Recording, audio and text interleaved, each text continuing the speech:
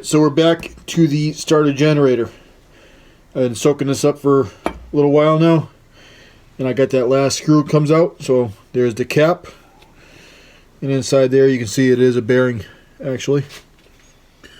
So we gotta knock that bearing out, and then I can start cleaning everything up and reassembling. So let's see how easy this comes out.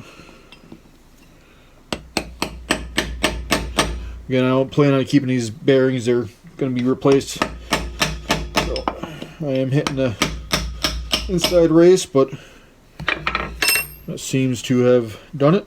And there's the bearing. So that's trash. And we can start cleaning parts up. Alright, so the way I like to clean up a lot of my parts is I spray it with some brake clean. I'll take a little brush and I give it a quick little once over, get the bigger chunks off, and then from there what I like to do is I got an old crock pot here and I'll put it on probably low. Right, I got this filled with Simple Green. It's a very non-corrosive cleaner that I find that once it's up to temperature, it does really well with grease and grime.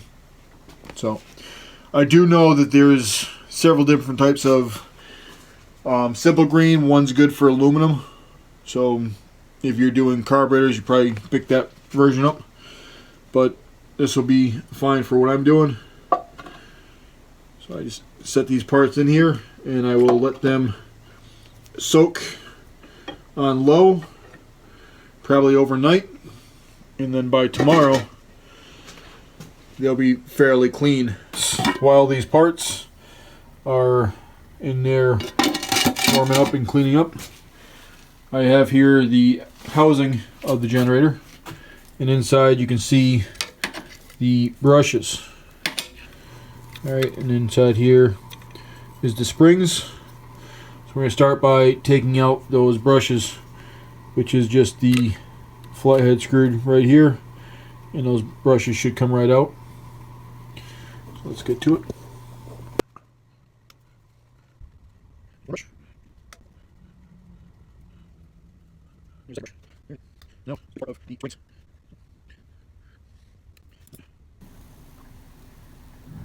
Alright, so here is the spring and a retaining arm.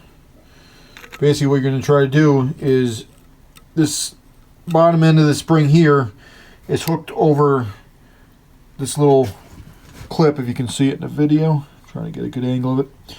Basically you just unhook it off of that, and the retaining arm and spring should come off as one piece. So let's pop those out. Alright, as you can see, I got the spring is off and it's over here. It was over here on this clip, so now it's over here, and this part here should be able to slide right up and off.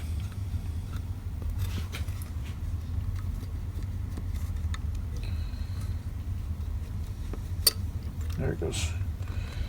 Work it a little bit. It came off. Come on. There it goes. So there is the spring and the retaining arm for the brushes. Alright, that's what you get left. So I'm going to go ahead and remove the other side. Alright, so now that we're this far along, I'm going to take the kit. Again, there's the part number from iSave Tractors. Alright, now in this kit you will get everything you need to rebuild the starter generator. Alright, put that aside. So it comes with the two bearings that I'm going to use. Alright, they're both the same size, I'm pretty sure.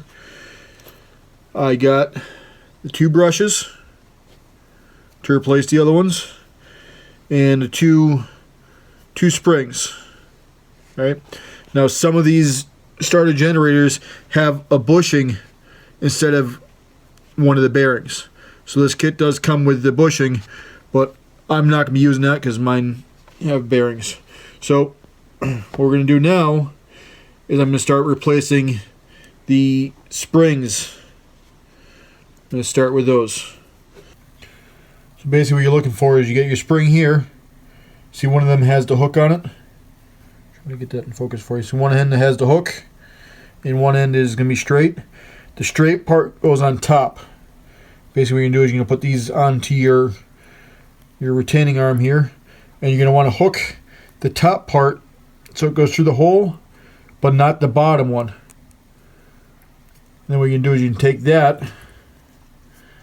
and your housing, and you're going to slide that down on the pin, making sure the arm is behind the little keeper. Alright, so there you go. It's on there. It's behind the keeper. The arm is on the shaft. The top is going through the hole. The bottom is not. Now what I'm going to do is take the bottom part of the spring, and I got to move it around and put it back on the part that it came off of. Which should look like that. Alright, so that's one of them. I got to do the same for the other side. Alright, the next step is we are going to take the brushes and we're going to put those in. So what I'm going to do is I'm going to take the old screws that came out and make sure they're all clean and ready to go. They don't look too bad. I'm just going to put them right back in. So put these right into the brush and straight down to the outlet. There we go. Get in there. Now what you can do is you can take the brush, which if you can see it, it's kind of angled on one side. The wire is kind of at the top. You're going to put it in there so that that angled part is going to face the generator when it goes back in there. The commutator, I believe it's called. So you're going to push that in there and it should pretty much click. There's nothing, I don't know what's supposed to hold it, but it's nothing supposed to hold it in place.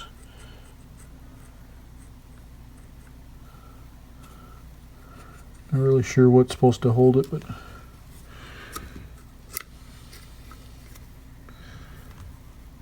let's put the other one in.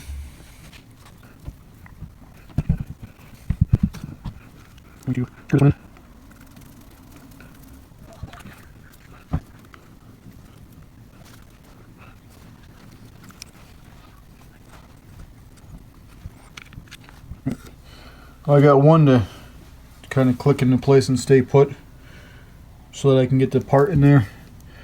This one here doesn't seem to be catching on anything to stay put. I'm not really sure what it's supposed to click on, so we'll do that for now and get the other part in.